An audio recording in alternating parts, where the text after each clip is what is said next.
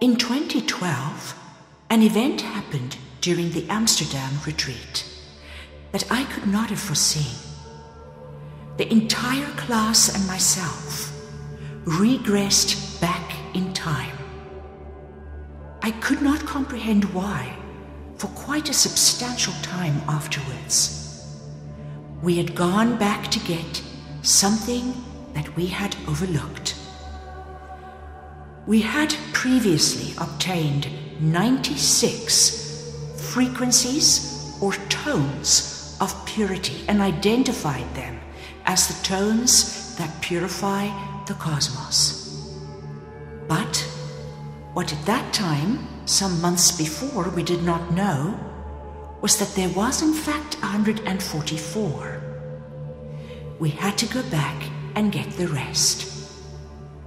I had forgotten about the tones of purity, and then in our Amsterdam retreat it became clear that there were 144 tones, and we got them all over again, plus the additional ones.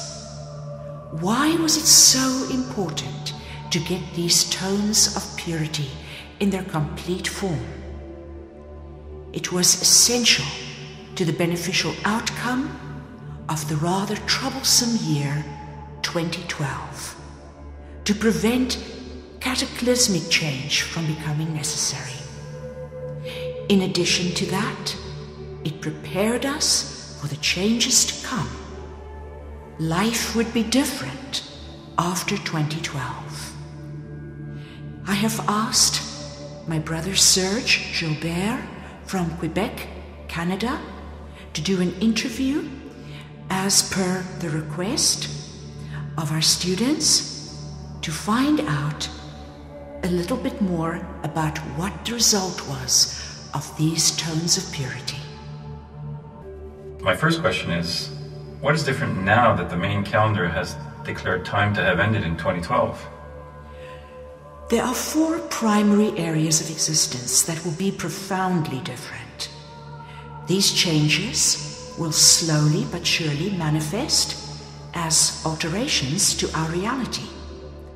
First, a few will change in the way they experience life, and then it will ripple through the lives of the multitudes.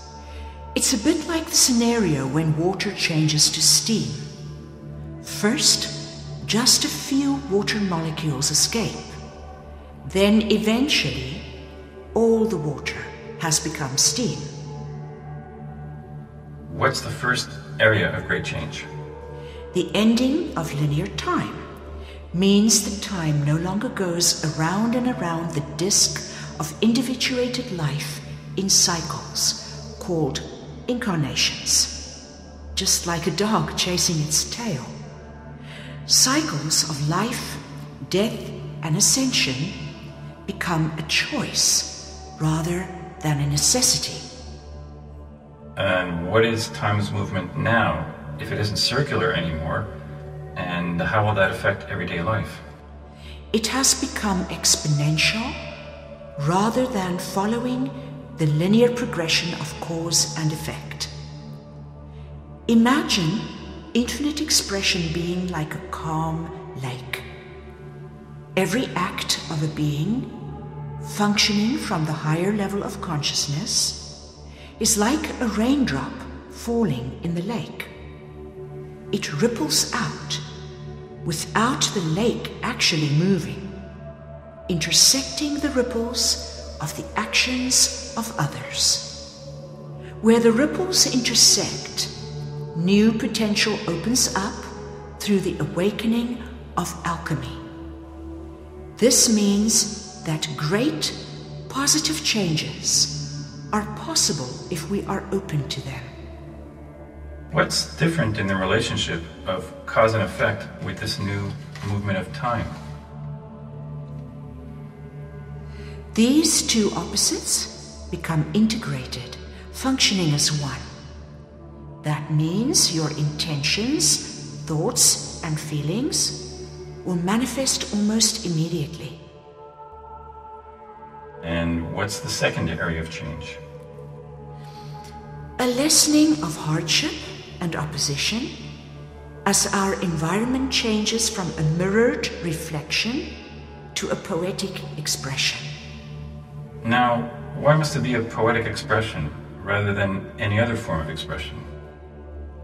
To see the poetry of life, even in the suffering of others, helps the few trailblazers of light who escape the matrix of linear time not get dragged back by the old reality of the many, but rather, through the beauty of their lives, express a new one. Oh, like becoming a living work of art. Now, how is our environment viewed by one who expresses his environment, rather than one who tries to define himself by his environment? I want to quote a poem called The Artist, written by a 13-year-old Native American Cree girl, Jaylene Manitopias, my daughter. The Artist. An unknown journey. My pencil, the paper, and I. A single black line on a background of white. The beginning of alchemy of creation, yet unborn.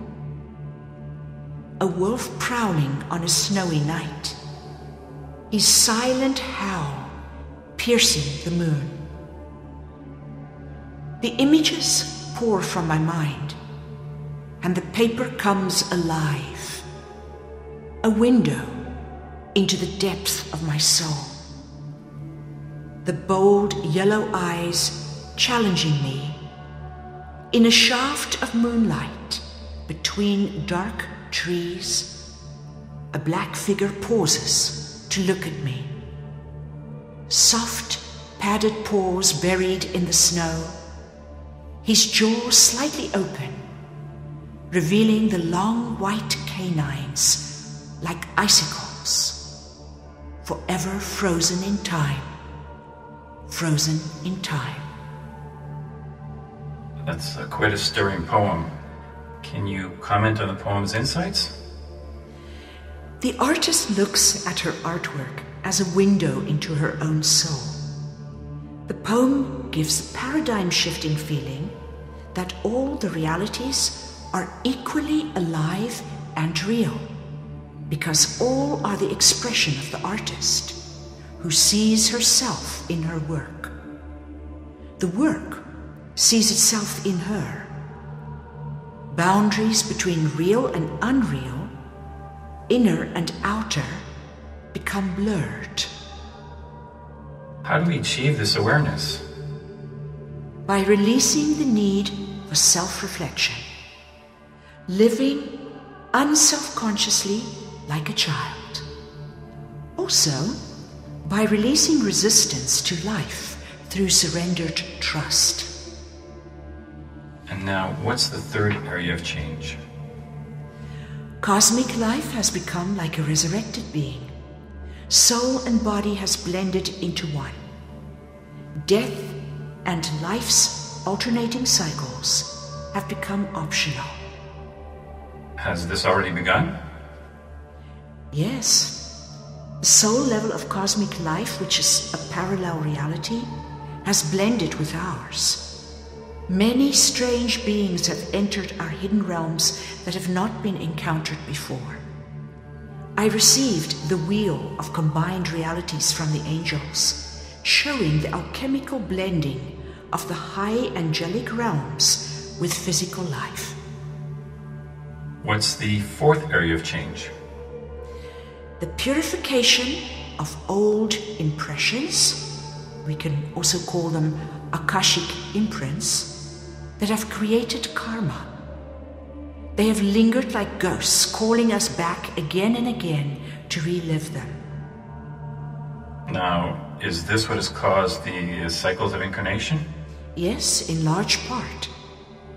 Okay, so how will the purification occur? Through the restoration of lost tones or frequencies of purity. We have had only 96 active tones of purity, each represented by an angelic order. But now that we've gone back in time to get them, there are 144. Has this been restored? And does this mean that individual karma can also be erased for those who live this higher life? Yes to both questions. The wheel of perpetual regeneration through trust in self-sovereignty contains the sigils representing the 144 tones of purity. Thank you so much, Almine, for sharing this information with us. You're most welcome.